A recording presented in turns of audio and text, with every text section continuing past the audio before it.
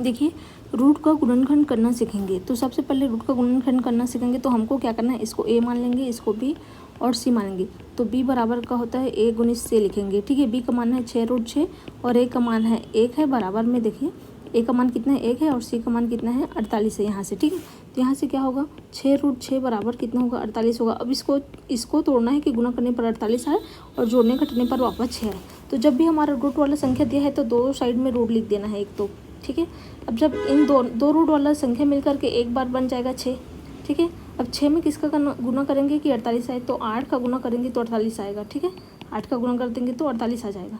तो इस 8 को और किस में तोड़ सकते हैं, 4 और 2 में तोड़ सकते हैं। 4 गुणित 2 करेंगे तो 8 आ जाएगा। तो जो जिसमें टूटा है ना, तो 4 और 2 को जोड़ेंगे तो 6 आएगा कि नहीं आएगा। तो इस संख्या को वापस इस दोनों के साथ लिख देंगे। अब जोड़ेंगे क्योंकि पूरा सवाल जोड़ में है और जोड़ने पर ही 6√6 आएगा। गुना करेंगे तो हमारे कितना आएगा 48, क्योंकि इसी को हम क्या है तोड़े हैं।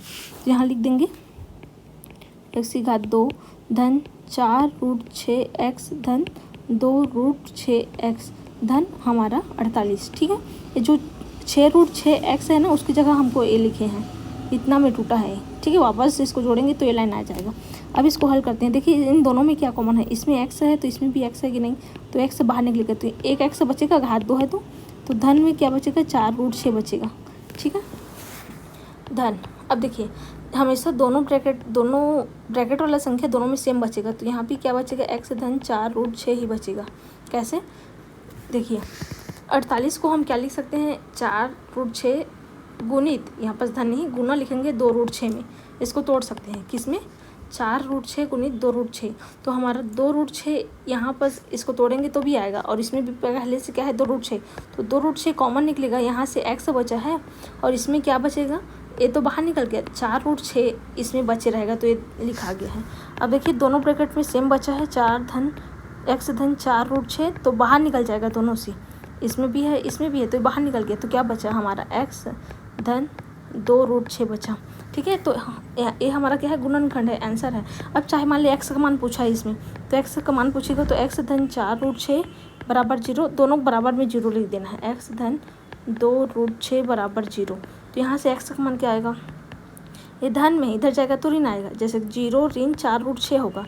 अब 0 को लिखने की ज़रूरत है क्या, नहीं है, तो ऋण 4√6 ऐसे होता है मान। ठीक है, यहाँ से क्या होगा x बराबर 0 धन में है तो इधर क्या आएगा ऋण में 2√6 और x का मान लिखेंगे, 0 लिखने की जरूरत की है, 0 लिखने की जरूरत नहीं तो ऋण 2√6 हमारा क्या रहेगा आंसर रहेगा। अगर x का मान पूछे तो दोनों मान क्या है ऋण में आए हैं। तो ये क्या है पहला गुणनखंड। अब दूसरा देखते हैं, x⁻2 धन 3√3x ऋण 30। तो दूसरा सवाल हल करते हैं, x⁻2 धन 3√3x ऋण 30 है। ठीक है, इसको हल करेंगे। अब देखिए इसको भी तोड़ेंगे तो b बराबर क्या लिखेंगे, a गुणित c लिखेंगे डायरेक्ट।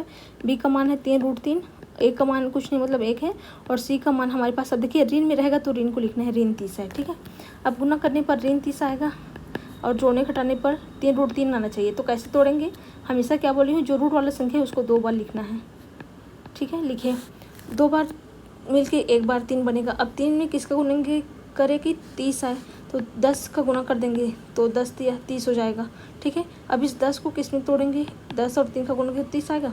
अब इस 10 को किस में तोड़ेंगे, 5 और 2 में तोड़ सकते हैं। ठीक है 10 को क्या है 5 गुणित 2 लिख सकती हूँ।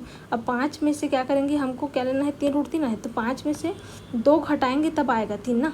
तो 5 में से 2 घटाएंगे तो 2 को ऋण में लिखेंगे और 5 को हमको धन में लिखना पड़ेगा। तो यहाँ पर लिख देंगे 5 और यहाँ 2 लिखेंगे, अब ये ऋण में रहेगा। ठीक है, तब ये क्या होगा, इसको हल करेंगे तो वापस क्या आएगा 3√3 आ जाएगा जोड़ने घटाने पर, और गुना करने पर वापस √30 30 आ जाएगा। तो यहाँ से क्या हो जाएगा, ये टूटेगा किस में, x⁻2 धन 5√3x ऋण 2√3x में टूटेगा ऋण 30। ठीक है, इसके जगह मैंने इतना लिख दिया है, इसको हल करने पर वापस ही संख्या आ रहा है। ठीक है, अब क्या करेंगे, बराबर दोनों में x कॉमन है, इसमें x कॉमन है तो एक x बचा, घात 2 है तो धन 5√3।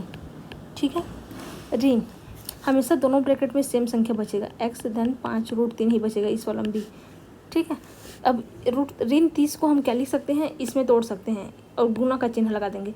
5√3 गुणित 2√3 में टूट जाएगा ये 30 जो है। तो ये देखिए इसमें भी 2√3 है, इसमें भी कितना है 2√3 है, तो 2√3 बाहर निकल जाएगा कि नहीं आ जाएगा, और दोनों में ऋण है तो ऋण बाहर निकला, वापस हम इसको गुणा करेंगे तो क्या होगा, धन आ जाए, ऋण आ जाएगा। ठीक है, अंदर गुणा कर देंगे तो ऋण बाहर निकला दोनों से, तो इसमें से ऋण बाहर निकला है, इसमें से भी ऋण, देखिए इसमें ऋण है, इसमें ऋण है, तो दोनों से ऋण बाहर निकल गया, 2√3 कॉमन निकला और हमेशा दोनों ब्रैकेट में सेम बचता है तो इतना ही बचेगा, क्योंकि तोड़ेंगे तो हमारा ये मान आएगा। अब देखिए x धन 5√3 दोनों में सेम है तो कॉमन निकल जाएगा, बचेगा x ऋण 2√3। अब दोनों को क्या करेंगे, ये हमारा गुणनखंड हो गया। अब इस मान ले x का मान पूछता हूँ तो x धन 5√3 बराबर 0 करेंगे एक बार और x ऋण 2√3 बराबर 0 करेंगे, तो यहाँ से x का मान आएगा, ये धन में है, इधर जाएगा तो क्या आएगा, 0 ऋण 5√3 आ जाएगा। ठीक है, यहाँ से आएगा x बराबर ऋण 5√3। यहाँ पर मैंने समझने के लिए 0 के सामने प्लस करके बताई हूँ, क्या है कई लोग को समझ नहीं आता। तो x बराबर क्या होगा, 0 ऋण में है तो इधर आएगा तो धन 2√3 आ जाएगा। तो x का मान क्या आएगा, 0 में कुछ जोड़ेंगे उतना ही आएगा तो 2√3 आएगा। तो हमारा ये 2 मान है अगर x का मान पूछे तो इस तरीके से निकालें। वीडियो अगर हेल्पफुल लगे तो प्लीज़ चैनल को लाइक सब्सक्राइब शेयर करना ना भूलिए। Thank you.